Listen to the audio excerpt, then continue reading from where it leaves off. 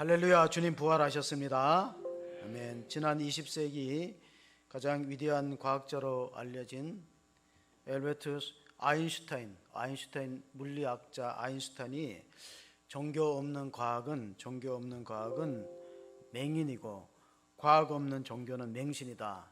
다시 말하면 종교 없는 과학은 절름발이, 마치 보지 못하는 소경과 같고, 또 과학 없는 종교는 미신에 가깝다는 말을 했습니다.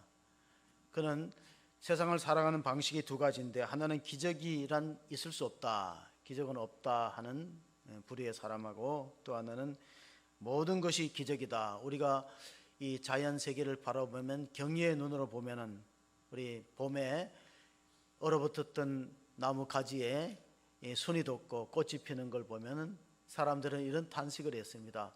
봄은 해마다 다시 싹이 나고 꽃이 피는데 우리 인생은 한번 가면 왜 다시 살아나지 못할까? 탄식하며 절망했습니다. 그러나 주님께서 죽은 자 가운데 부활하심으로 말미암아서 소망이 있다. 그는 산소망이라고 불렀습니다. 베드로전서 1장 3절, 우리 주 예수 그리스도의 아버지 하나님을 찬송하리로다. 그의 많으신 긍휼대로 예수 그리스도를 죽은 자 가운데서 부활하게 하심으로 말미암아 우리를 거듭나게 하사 산소망이 있게 하시며. 그렇습니다. 우리 인생은 산소망이 있는데, 마틴 루터는 이렇게 말했어요. 하나님이 부활의 약속을 봄나무 잎새 가지마다 새겨놓았다. 자연도 이렇게 다시 살아나는데, 하나님께 산소망이 있는, 거듭날 때, 우리가 예수 그리스도를 믿고 거듭날 때 산소망이 있습니다.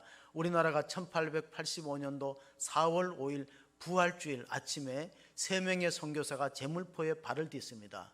장로교 언더우드 선교사와 감리교의 아펜셀러 선교사 부부가 인천항에 도착함으로써 개신교 역사가 시작됐습니다. 암울한 역사에 부활의 소망의 빛을 던져주심을 믿으시기 바랍니다. 그래서 우리가 고린도전서 부활장에 보면은 예수님께서 잠자는 자들의 첫 열매가 되셨다. 고린도전서 15장 20절, 그러나 이제 그리스도께서 죽은 자 가운데서 다시 살아나사 잠자는 자들의 첫 열매가 되셨도다. 한 사망이 한 사람으로 말미암았으니 죽은 자의 부활도 한 사람으로 말미암는도다. 사망이 아담 한 사람으로부터 우리 전 인류에게 유전되었듯이 죽은 자의 부활도 한 분 그리스도로 말미암는다는 사실을 우리가 기억하시기 바랍니다. 이걸 대표성이라고 부릅니다. 우리가 2002년도 월드컵을 할 때 4강 신화를 창출했습니다. 그때 온 국민들이 집 밖으로 나와서 환호성을 질렀어요. 집안에서는 박수치고 우리나라가 이렇게 좋은 성적을 거두었다. 물론 우리가 운동한 건 아니잖아요.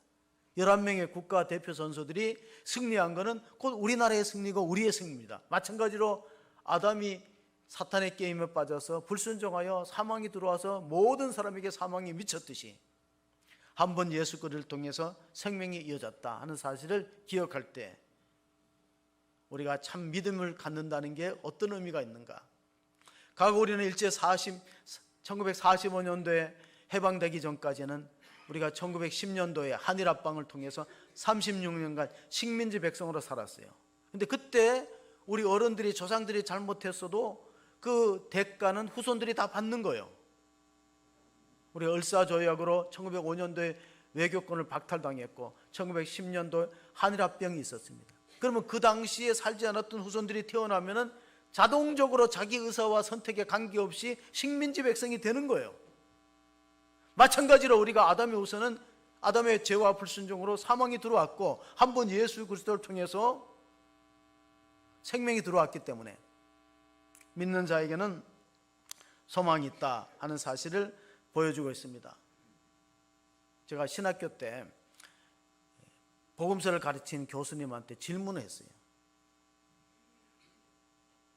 그 교수님이 이 본문을 또 복음서를 가르치면서 아담 때문에 사망이 왔고 예수님 때문에 생명이, 영생이 우리가 유업으로 받는다 했을 때 질문을 던졌어요. 그러니까 아담이 잘못한 거 우리와 관계없는데 우리가 원죄를 통해서 죽음을 맛봤는데 예수님은 그 역사, 사망의 문을 닫으시고 생명의 문을 여셨는데 예수님은 꼭 믿는 자에게 영생이 주어지는 건 좀 불공평한 게 아니냐고 질문했어요. 저도 도마처럼 따지기를 좋아하는 습성이 있는 것 같아. 근데 교수님이 정확하게 답을 안 내시더라고요. 그래서 내가 나중에 내 스스로 생각해 봤어요. 어떤 수원지의 물에 누가 독약을 탔어. 그래서 그 물 마시는 사람들마다 다 죽었어요. 근데 누가 그 해독제를 가지고 왔기 때문에 그때는 그 해독제를 믿고 먹는 사람만이 살지, 그거 해독제나 필요 없다, 그거 먹는다고 어떻게 해독이 되겠냐고 의심하고 안 믿으면 죽는 거죠. 그래서 모세가 광야에서 뱀을 들었던 사건이 바로 그런 거예요. 이스라엘 민족들이 불뱀에 독이 퍼져가서 죽을 때 모세가 놋뱀을 짱대 끝에 달았어요. 그리고 그걸 쳐다보는 살았어요. 요한복음 3장에는 모세가 광야에서 뱀을 든 것 같이 인자도 들려 하리니 이는 누구든지 저를 믿는 자마다 어떻게 된다고요? 멸망치 않고 영생을 얻는 거예요. 그럼 믿어야 되는 겁니다. 믿지 않으면 안 되는 거예요. 누구든지 믿고 모세가 광야에서 뱀을 든 것 같이 인자도 들려야, 십자가에 높이 들려야 하리니 이는 저를 믿는 자마다 멸망치 않고 영생을 얻게 하려 하심이라. 이게 요한복음 3장 15절 말씀이고, 그 다음 절에 이어지는 말씀은 여러분이 잘 아시듯이 하나님이 세상을 이처럼 사랑하사 독생자를 주셨으니 이는 그를 믿는 자마다 멸망치 않고 영생을 얻게 하려 하심이라. 믿으시기 바랍니다. 고린도 후서에 보면요, 우리는 언젠가는 육신을 떠난다는 말씀이 기록되어 있어요. 고린도후서 5장 1절을 보시면은, 우리는 만일 땅에 있는 우리의 장막집이 무너지면 하나님께서 지으신 집 곧 손으로 지은 것이 아니요 하늘에 있는 영원한 집이 우리에게 있는 줄 아느니라. 자, 장막집이 육신이에요.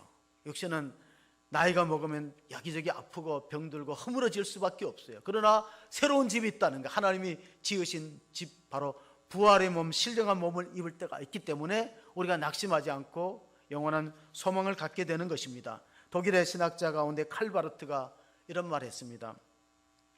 부활이 실제로 일어났느냐 안 일어났느냐, 그거는 각자 자유라는 거예요. 근데 부활이 일어났다는 사실을 은폐할 수 없다는 겁니다. 자, 천안함의 사고가 있다는 건 다 인정해요. 근데 천안함이 북한 소행이냐 아니냐, 이거는 이제 좀 생각들이 다른 것 같아요. 그러나 천안함이 일어났다는 걸 부정하지 못하잖아요.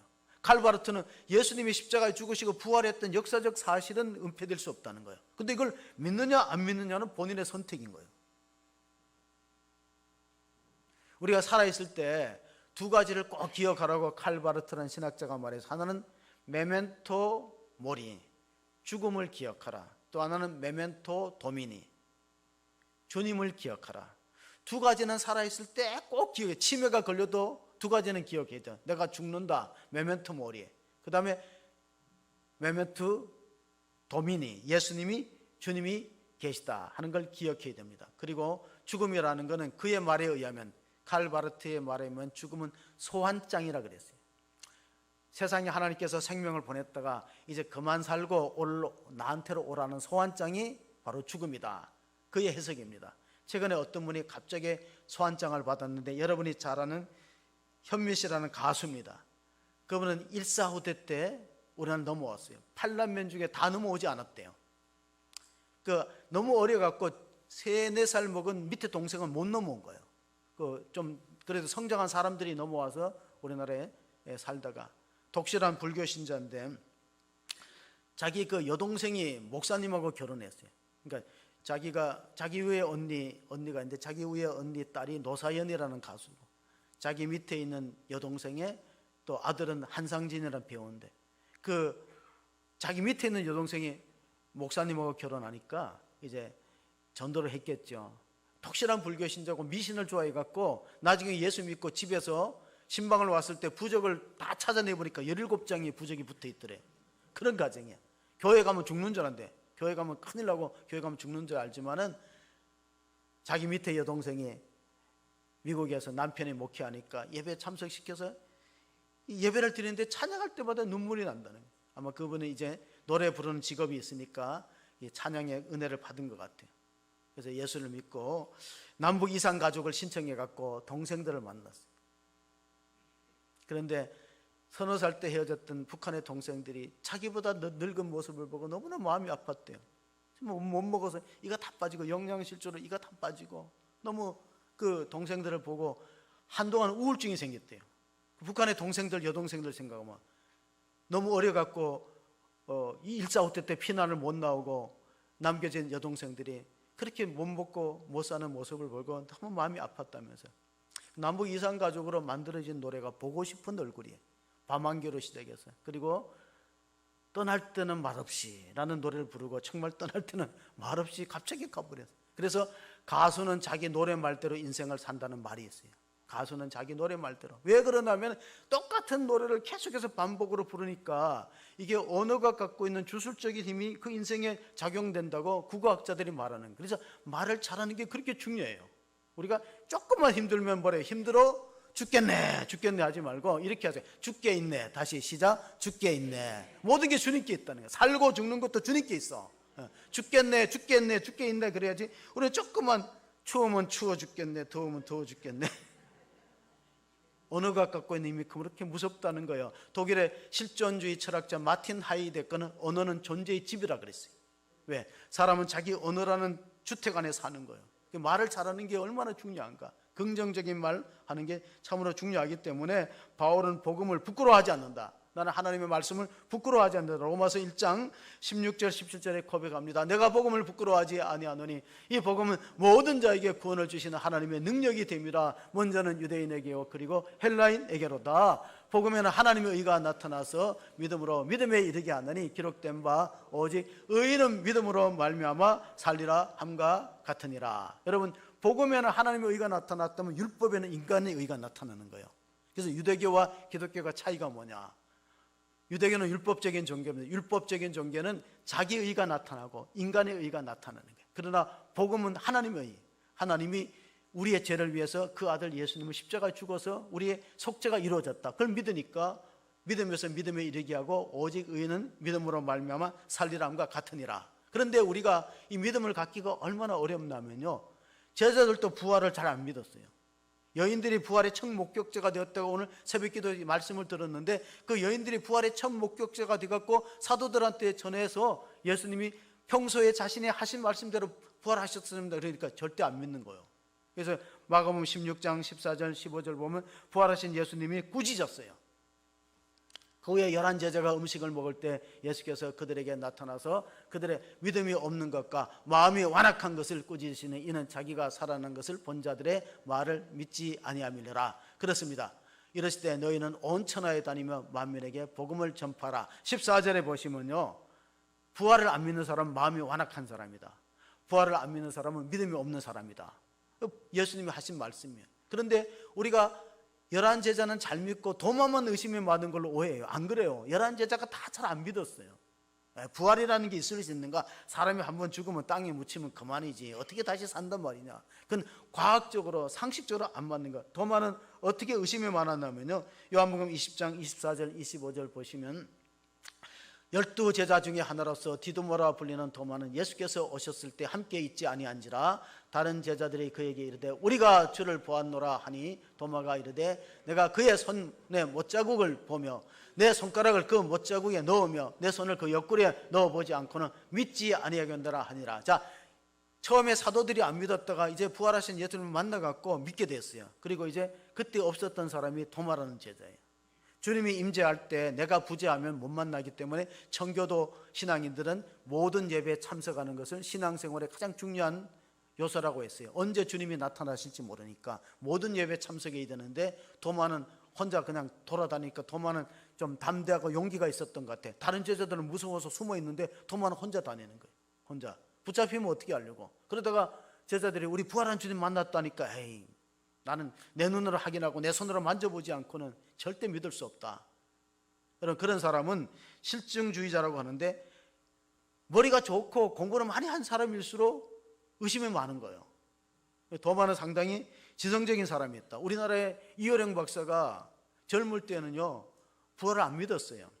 나이 많아서 세례받고 그 딸 때문에 전도받아서 예수를 믿게 되면서 성경을 연구하다가 이런 결론을 내렸어요. 성경에는 수많은 기적이 있다. 병이 나았다든가 나사로가 다시 살아났다든가 또 무리를 걸었다든가 귀신이 쫓겨났다는 수많은 기적이 있지만은 진짜 기적은 하나밖에 없다고 이효령 박사가 말했습니다. 그게 뭐냐면 진짜 기적은 예수의 부활밖에 없다는 거예요. 나머지는 나사로가 사도도 또 죽었잖아. 생명이 연장된 거지. 병 고침을 받았지만 결국 죽었잖아. 그러니까 진짜 부활, 진짜 기적은 예수님 부활한 거예요. 그것만이 유일한 기적이라고 말했는데, 영국에도 옥스퍼드 대학을 지냈던, 교수를 지냈던 C.S. 루이스 같은 사람들은 상당한 지성인입니다. 그런 사람들은 처음에 예수를 잘 안 믿는 것 같아요. 도마처럼 의심이 많고 안 믿는데, 그 절대 의심을 하는 사람의 좋은 점이 뭐냐면 확신이 들어가면 그 다음에 변함이 없어요. 의심을 크게 하다가 확신이 딱 생겨버리면, 도마는 인도에 가서 순교하면서 전도를 하고 거기서 순교했어요. 인도의 지역 가서. 그 뭐냐면 절대 의심은 절대 확신으로 바뀌는 거예요. 이 C.S. 루이스는 예수님을 이렇게 말했어요. 그는 정신병자이든가 아니면 거짓말장이든가 아니면 하나님이든가 셋 중에 하나다. 보세요. 자신을 하나님이라고 주장했거든요. 그래서 십자가에 못 박혀 죽으셨는데, 아니 하나님이 아닌 자가 하나님이라 그러면 그건 거짓말하는 거 아니냐. 아니면은 스스로 과대망상에 속한 사람은요, 이 정신과 병원에 가보면 과대망상증에 속한 사람들은 서로 자기가 왕이라 그래. 그리고 또 한 사람은 또 내가 너를 임명한 적이 없다 그래. 그보다 더 높다는 거예요. 이런 과대망상증 때문에 그런 생각을 가졌던가, 아니면은 그분은 자신이 말씀하신 대로 하나님이 인간이 되어 오신 분이든가 셋 중에 하나다. 그렇게 얘기하면서 우리 삶에 만족이 없고 고통이 따르는 이유가 있다는 거예요. 우리가 예수 믿어도 고통이 따르잖아요. 그 이유가 뭐냐? 우리 삶에 고통이 없으면 절대 천국을 소망하지 않는데요. 우리 삶에 고통이 있고 완전한 만족이 없기 때문에 천국을 소망하는 거지, 만약에 그렇지 않으면 이 땅이 다 만족스럽고 편안하다면은 그 누가 신앙생활 하겠느냐. 그래서 그는 말하기를, 우리에게 이 땅에 완전한 만족이 없는 이유는 우리는 이 땅에서만 살도록 지음받은 존재가 아니다는 사실입니다. 우리가 영원한 하나님 나라에 살도록 지음받은 존재지 이 땅에서만 살도록 지음받은 존재가 아니다. 부활에 관한 것에는요, 역사 이래로 논쟁이 아주 끊임없이 있어 왔습니다. 그걸 뭐라 그러냐면 부활 논쟁이라 그래요. 부활이 역사적인 사건이냐, 아니면 사도들이 그냥 그렇게 믿음을 가지고 예수님이 부활했다고 그냥 자기네들이 믿고 그렇게 고백하는 것이냐. 그래서 제가 신학교에 가니까요, 역사적 예수와 신앙적 그리스도 이렇게 교수들이 가르치더라고. 아니 이게 한 사람인데 왜 갈라놓고 역사적 예수는 누구고 신앙적 그리스도는 누구냐. 이제 신학자들은 그런 거 가지고 이제 부활 논쟁을 하는 거예요. 그런데 성경은 철저하게 예수님이 역사적으로 부활 사건이 있었다는 것을 기록해주고 있습니다. 우리가 잘 아는 그 루 웰리스라는 사람은요, 이 현대인들이 예수 부활을 믿는 것을 아주 못마땅하게 생각했어요. 그건 말도 안 되는 걸 믿고 사람들이 교회에 나가서 예배드리고 이러니까 자기가 좀 예수 부활의 허구성을 입증해서 좀 이 현대인들을 기독교라는 미신에서부터 구해내겠다는 야망을 가진 사람이 루 웰리스라는 사람이에요. 남북전쟁에 참전했고 작가로서도 명성이 있는 사람인데 성경을 연구하고 고대 문헌과 고고학적인 자료를 다 모았어요. 다 모아갖고 성경에 반대되는 이론을 책으로 쓰려고 1장 2장을 쓰다가 성경을 연구하다가 이 도마가 했던 신앙 고백이 자기 마음에 와서 부딪히는 거예요.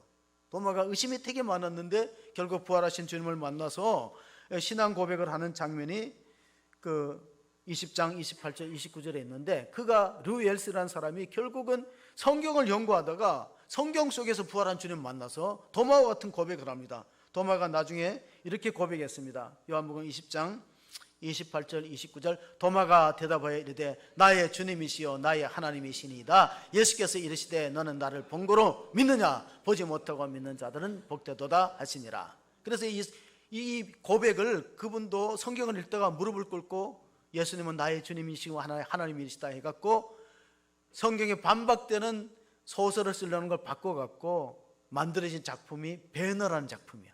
소설 배너. 그리고 그 영화로 1950년대에 만들어졌어요. 그 영화가. 그러니까 70년 전에 헐리우드에서 그런 대작을 만들 수 있다는 것도 참 놀라운 일인데, 윌리엄 와일러 감독이 시사회 때 이렇게 말했어요. 오 하나님, 이 영화를 제가 만들었습니까? 그럼 그 배너라는 영화가 그 뒤에 몇 번 나왔는데요, 최초에 나온 게 가장 좋아요. 찰톤 헤스톤이 나온 거, 그 마차경주 말 타고 많이 나는 거, 그게 50년대 헐리우드 작품이 놀랐고, 그 감독도 이건 하나님이 나한테 영감을 주셔서 이런 걸 만들었다, 그렇게 고백하게 되었던 것입니다. 사랑하는 성도 여러분, 사도 바울이 왕들 앞에서 담대하게 복음을 전할 때 이렇게 외쳤습니다. 자기가 다메섹에서 부활하신 주님을 만나고 유대교에서 기독교로 개정했고 율법으로 의로워지려는 노력을 포기하고 예수 그리스도를 믿음으로 말미암는 의를 전파했습니다. 사도행전 26장 8절 9절에 당신들은 하나님이 죽은 사람을 살리심을 어찌하여 못 믿을 것으로 여기나이까. 나도 나사렛 예수 이름을 대적하여 많은 일을 행하여야 될 줄로 스스로 생각하고 예루살렘에서 스데반 죽이는데 찬성 투표를 했고, 그리고 또 그것도 모자라서 시리아의 수도 다메섹, 성경의 다메섹, 시리아의 수도 다마스커스로 가서 대제사장과 공문을 받아갖고 예수 믿는 사람 다 체포하려고 그렇게 했다가 오히려 내가 체포당했습니다. 부활하신 주님이 나타나서 사울아 사울아 너 왜 나를 핍박하느냐.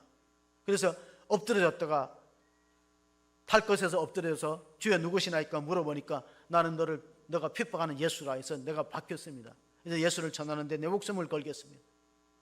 여러분, 초대교회는 부활의 증인으로서 복음을 전했고 그들은 모두가 숭계의 길을 걸어갔습니다. 그 왜 그럴까요? 만약에 예수님의 부활이 허구라면 그렇게 자기 목숨을 바칠 수 있을까?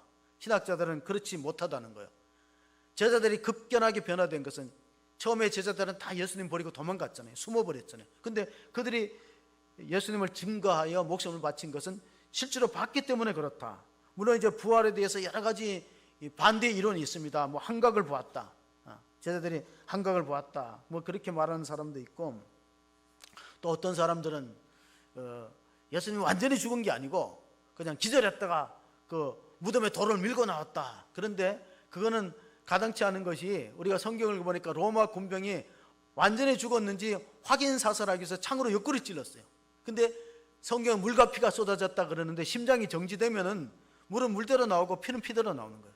그럼 완전히 심정지 상태라는 거예요. 그걸 확인하고 죽었는데 어떻게 기절했다가 살아납니까? 그런 반대되는 이론이 많은데 그 중에 하나가 예수님의 시신을 훔쳐갔다는 이론이 있는데, 마태복음 27장 62절부터 보시면요, 그 이튿날은 준비일 다음 날이라 대제사장들과 바리새인들이 함께 빌라도에게 모여 이르되 주여 저 속이던 자가 살아있을 때 말하되 내가 사흘 후에 다시 살아내리라 한 것을 우리가 기억하노니 그러므로 명령하여 그 무덤을 사흘까지 굳게 지키게 하소서. 그의 제자들이 와서 시체를 도둑질하여 가고 백성에게 말하되 그가 죽은 자 가운데서 살아났다 하면 후의 속임이 전보다 더 클까 하나이다 하니. 자, 제자들은 예수님이 평소에 다시 산다는, 부활한다는 말을 귀담아 안 듣고 예수님을 죽이는 사람은 굉장히 귀담아 듣습니다. 이상하잖아요. 대제사장들과 바리새인들은 예수님 믿는 사람이 아니고 예수님을 죽이는데 앞장섰던 사람이에요. 근데 이 사람들은 예수님이 부활할까 봐 겁을 내고 믿었다는 거예요. 제자들은 안 믿고. 그래서 빌라도 앞에 요청합니다. 보초병을 세우자. 무덤을 완전히 돌로 임봉해갖고 안에서는 못 밀게 하자. 못 열고 나오게 하자. 그래서 마음껏 가서 보초병을 세우고 사흘 동안은 마음껏 지키라고 그랬어요. 군대를 다 완전히 파송해줬어요. 그런데 어떤 일이 있었습니까? 무덤에 돌이 옮겨지고 예수님 부활해버렸어요. 그 다음에 이제 어떤 방도를 취하냐면 그 다음에는 이제 은폐 작전으로 들어갑니다. 그게 28장 11절부터 나옵니다. 28장 11절 여자들이 갈 때 경비정리에 멋지 성에 들어가 모든 된 일을 대제사장들에게 알리니 그들이 장로들과 함께 모여 의논하고 군인들에게 돈을 많이 주며 이르되 너희는 말하기를 그의 제자들이 밤에 와서 우리가 잘 때 그를 도둑질하여 갔다 하라. 이렇게 해서 덮어버렸어요. 그게 지금도 유대 땅에는 전파되고 있는 거예요. 덮어버렸어요. 덮어버리다고 될 일입니까? 실제로 역사적으로 일어났던 부활을 그들은 돈을 주고받으면서 가서 제자들이 훔쳐갔다 그래. 그리고 그 훔쳐간 것 때문에 목숨 걸 수는 없는 거예요. 거짓을 입증하기 위해서 자기 생명을 바칠 사람은 없습니다. 우리가 미국의 정치사에 보면요, 큰 게이트가 언제 터졌냐면 1975년 2년도 5월 달에 워싱턴 DC에서 터졌어요. 민주당사에 도청했던 도청기가 발견됐는데 그 하필이면 명함을 하나 떨어져야 되는데 백악관 직원의 명함이 떨어졌어요. 그러니까 이게 민주당을 도청하기 위한 백악관의 소행이다, 이렇게 문제가 생긴 거예요. 그러는데 그 이듬해에 그 해에 1972년도에 리차드 닉슨이 재선에 압도적으로 당선되고 또 그 다음에는 월남전이 종식돼 갖고 이제 권좌가 안정될 것 같은데 문제가 터진 거예요. 그게 바로 워터게이트 사건입니다. 자, 닉슨의 보좌관 10명이 이 사건을 은폐하기로 10명 가까이 법률 전문가들이 입을 모았어요. 이 사람들은 미국에서 인류 변호사가 되면은 엄청난 수입을 얻을 수 있음에도 불구하고 닉슨을 신봉하기 때문에 백악관에 들어간 사람들이 그걸 포기하고, 그리고 24시간 근무도 마다하는 사람이야. 그리고 닉슨을 위해서는 자기 목숨을 버릴 각오가 되어 있는 사람들이 특별 보좌관들이야. 이 보좌관들에게 닉슨 대통령이 위임해주는 권한은 그들이 제의하면 군대도 옮길 수 있고 공무원들의 채용, 승진, 해임 권한을 주고 천문학적인 숫자에 달하는 연방정부 예산을 그들의 마음대로 주무를 수 있고 전화 한 통으로 제트기를 동원할 수 있는 특권을 줍니다. 그러니까 남자라면 한번 해보고 싶은 게 대통령의 보좌관이에요. 특별보좌관. 그리고 그들을 위해서는 경호원들이 7 비밀 경호원들이 밀착 경호를 해줍니다. 그들은 자기네 특권과 자신들의 명예를 지키기 위해서 자기들이 열렬히 신봉하는 닉슨을 완벽하게 은폐했는데 입을 맞췄는데 3주를 못 넘기고 18일 만에 탄로가 났어요. 이유가 뭡니까? 거짓말이기 때문에 그런 거예요. 거짓말이기 때문에 그런 거예요. 자, 어떤 분이 최근에 들어와서 남편이 자꾸 늦게 퇴근하기 때문에 남편의 친구 5명한테 문자를 했대요. 왜냐하면 남편이 뇌든지 나가는 그 친구 집이 있었다는 거예요. 그럼 맨날 그러니까 이제 5명의 친구들 아니까 문자를 보냈어요. 혹시 남편 거기 있냐? 즉시 답을 달라니까 5집에서 다 답이 왔어요. 여기 있다고. 그리고 거짓말이잖아. 왜 5명들은 다 그렇게 의리가 좋은지 다 우리 집에 있다는 거예요. 왜? 지들도 나중에 그런 일을 당하면은 보호해 달라는 거예요. 그러니까 거짓말은 오래 못 가는 거예요. 여러분, 우리나라에는 천주교가 먼저 들어오고 일본도 오늘 화면을 봤듯이 나가사키가 수많은 사람이 참수를 당했어요. 사도 바울은 로마 시민권이 있기 때문에 십자가에 안 죽어요. 십자가에 죽는 건 고통스럽게 죽는 거고 참수는 그냥 칼로 단번에 죽는 거예요. 그래서 우리나라는 어디서 많이 죽었냐면 세남터에서 많이 죽었어요. 세남터는 한강의 모래사장 중에 모래가 단단한 지역이 세남터이기 때문에 거기에 조선시대의 병사들이 훈련하는 것이고 중재인을 처단하는 게 세남터예요. 근데 얼마나 많이 죽었으면 절두산이라는 이름이 붙었어요. 절두산 성지입니다. 왜? 신앙 때문에 목숨을 버린 사람이 너무나 많이 있어요.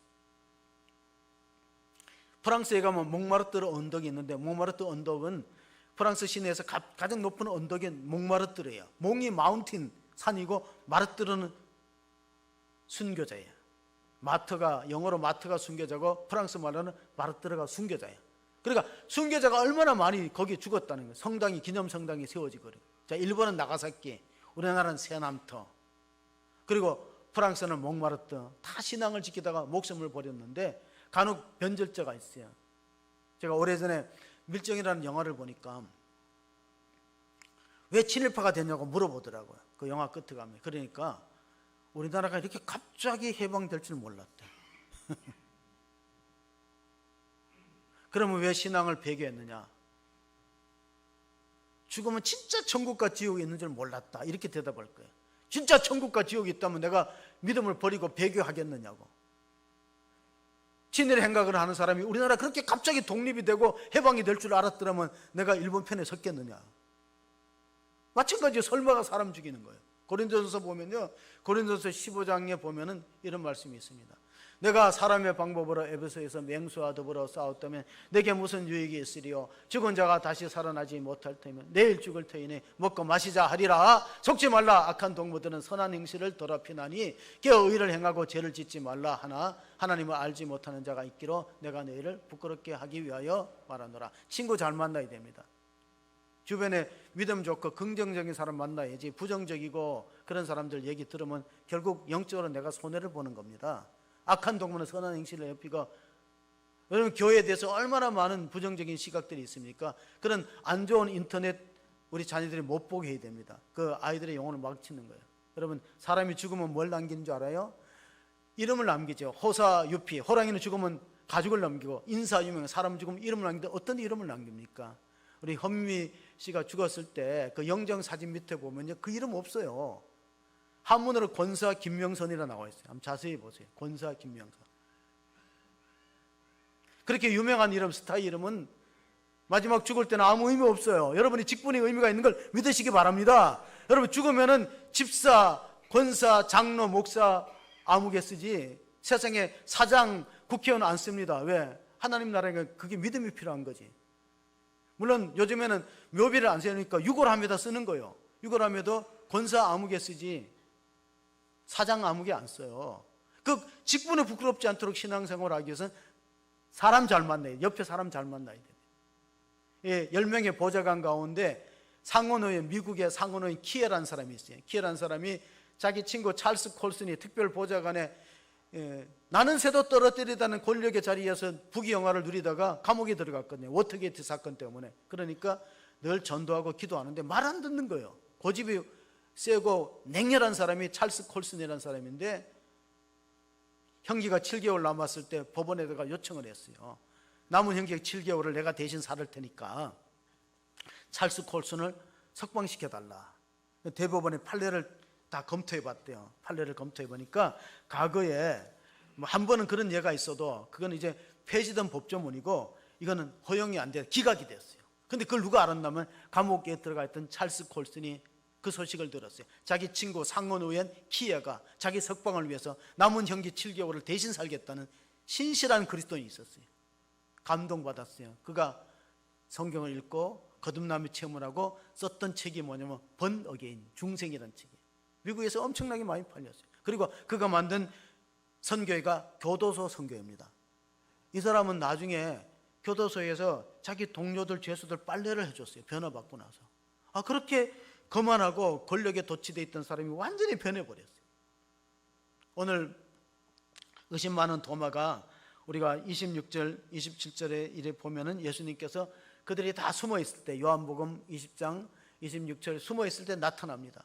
나타나서 그 가운데 서서 너에게 평강이 있을지어다 그렇게 말씀하시면서 너희가 왜 나를 의심하느냐? 너는 내 손을 못자국을 만져보고 믿음 없는 자가 되지 말고 믿는 자가 되라. 예수께서 도마에게 이르실 때 내 손가락을 이래 내밀어 보고 내 손을 넣어보고 내 옆구리를 넣어보고 그래야 믿음 없는 자가 되지 말고 믿는 자가 되라고 예수님이 확신을 주셨지. 왜 그렇게 의심했나? 절대 책망하지 않았습니다. 여러분 우리 자녀들이 자꾸 이렇게 질문하고 이러면 얘가 똑똑하구나 이렇게 생각하셔야 돼. 똑똑하구나 이렇게 생각 면박을 주지 말라는 거예요. 예수님도 그렇게 하지 않았어요. 자, 믿는 자에게는 설명이 필요 없고 안 믿는 자는 설명해도 소용없다는 말이 있어요. 토마스 아퀴나스가 한 말인데 믿는 자에게는 설명이 필요 없고 안 믿는 자에게는 설명해도 모르는 거예요. 우리나라의 그 독립운동을 위해서 애썼던 안중근 의사가 영세를 받았는데 영세명이 도마기 때문에 이래 문헌에 보면 안도마라는 말이에요. 안중근이라는 이름을 안 쓰고 안도마라는 이름을 씁니다. 그는 정말로 우리나라가 일제에 그 지배를 안 받기 위해서는 누가 처단되어야 되냐면 이토 히로부미를 쳐내. 이토 히로부미가 원흉이에요. 그 사람이 자꾸 우리나라를 합병해 갖고 자기네 나라의 속국으로 만들려고 했던 걸 알고 그렇게 이토 히로부미를 저기했지만은 그게 1909년도예요. 근데 10년도에 결국 합병이 되고 말았어요. 한 사람의 힘만 갖고는 안 된다는 거예요. 우리 모두가 좀 연합된 힘이 필요한데 우리 오늘 기도하셨던 것처럼 우리나라가 너무 지금 4분의 1 되어 있어요. 우리가 정말 부활하신 주님을 만남으로써 우리나라가 정말 소망이 있고 이 암울한 역사를 극복했던 것처럼 하나님께서 우리와 함께 하심을 믿고 우리가 우리 속에 먼저 부활신앙이 자리 잡아야 됩니다. 우리가 먼저 거듭나는 체험이 있고 부활신앙이 자리 잡기 위해서는 오늘 우리가 나가실 때 이제 새계란을 바라가는데요. 새계란의 의미가 뭡니까? 새계란은 그 부활의 뜻이 있습니다. 껍질을 깨고 병아리로 새 생명을 나온다는 뜻이 이 새계란 속에 담겨 있기 때문에 부활절에 꼭 새계란을 우리가 전도하는 이유가 바로 거기 있는데 요한일서에 보면요 5장 12절 13절에 뭐 이런 말씀이 있습니다. 우리가 정말 부활할 수 있는 사람이 어떤 사람이냐? 아들이 있는 자에게는 생명이 있고 하나님의 아들이 없는 자에게는 생명이 없느니라. 내가 하나님의 아들을 믿는 너희에게 이것을 쓰는 것은 너희로 하여금 너희에게 영생이 있음을 알게 하려 함이라. 자, 성경을 쓰는 목적은 영생과 부활이 있다는 것을 계속해서 누누이 강조하는데 어떤 사람에게 있느냐? 아들이 있는 사람에게는 있다는 거예요. 그 아들이 있는 사람은 어떤 사람이냐? 예수님을 자기 구주로 영접해서 우리 마음속에 성령의 내주함이 있는 사람은 그 성령으로 말미암아 우리 죽을 몸도 다시 부활의 몸으로 바꾸어 주는데, 만약에 그게 없다면 무정란이라, 그런 뜻이에요. 자, 그럼 우리가 스스로 점검해 봅시다. 나는 영적으로 무정란에 속해 있는가? 그러면 부활의 가능성이 없다. 나는 영적으로 유정란인가? 내 속에 생명의 씨앗이 있고 아들이 내 속에 있느냐? 부활의 가능성이 있다. 진단할 수 있는데, 여러분 스스로 진단해 주시기를 바랍니다. 이제 마지막으로 읽은 말씀이 오늘 결론의 말씀입니다. 요한복음 20장 30절 31절의 말씀인데, 예수께서 제자들에게 앞에서 이 책에 기록되지 아니한 다른 표적도 많이 행하셨으나 오직 이것을 기록하면 너희로 예수께서 하나님의 아들 그리스도이심을 믿게 하려 하며 또 너희로 믿고 그 이름을 힘입어 생명을 얻게 하려 함이니라. 자, 이 요한복음 20장 31절의 협소적인 의미로는 요한복음을 말하고, 광의적인 의미로는 성경 전체를 말하는 거예요. 성경 모든 전체가 예수가 하나님의 아들이라는 걸 입증하기 위해서 쓰여졌고, 그를 믿음으로 영생과 부활에 참여한다는 소망이 있다는 것을 알려주기 위해서 썼다는 것입니다. 그래서 우리가 사복음서는 부활하신 예수님을 기록하기 위해서 앞에 얘기가 나오는 거예요. 부활한 걸 기록하려면 출생을 얘기해야 되고 공생애가 기록되어 있지만 목적은 부활에 있다 하는 사실을 기억하면서, 예수님의 부활이 역사적으로 일어났던 실제 사건이라면 4가지가 확실합니다. 우리가 사복음서가 강조한 4가지가 확실한데, 첫째 뭐냐? 예수님이 부활했다는 건 그가 하나님, 자기 신이 주장했던 대로 하나님이었다는 사실이 입증되는 거예요. 사람은 절대 자기 힘으로 못 사는 거예요. 예수님, 그는 하나님이 인간의 몸을 입고 오셨다. 두 번째, 예수의 흘린 피가 우리의 모든 죄를 말끔히 씻고도 남는 능력이 있다는 걸 믿으시기 바랍니다. 하나님의 아들의 피니까, 죄 없는 그리스도의 피니까. 세 번째, 예수를 영접하는 사람은 자녀가 되는 특권이 주어집니다. 하나님을 아버지로 부르고. 세 번째 확실한 사실은, 네 번째가 그는 우리에게 약속된 대로 우리가 하나님의 자녀가 되고 그리스도를 부활하심을 믿으면 우리도 마침내 부활해서 예수님의 부활한 영광에 참여하고 영생에 들어간다는 사실을 믿으시기 바랍니다. 이게 부활을 받는 오늘의 우리의 의미예요. 예수님의 부활로만 그쳤다면, 나하고 관계없다면, 예수님 부활하신 건 확실한데 나하고 관계가 없다면 무슨 연속성이 있습니까? 그가 하나님이신 사실과 그의 피가 우리의 모든 과거, 현재, 미래의 죄를 씻고도 너무 믿고 우리를 완전케 하시는 속죄의 효력이 있고, 그를 믿는 사람은 하나님의 자녀가 되어서 하늘나라에 들어갈 천국의 백성이 되고 영생 부활이 확실하다는 사실을 믿으시는 모든 성도가 되시기를 주의 이름으로 축복합니다. 아멘.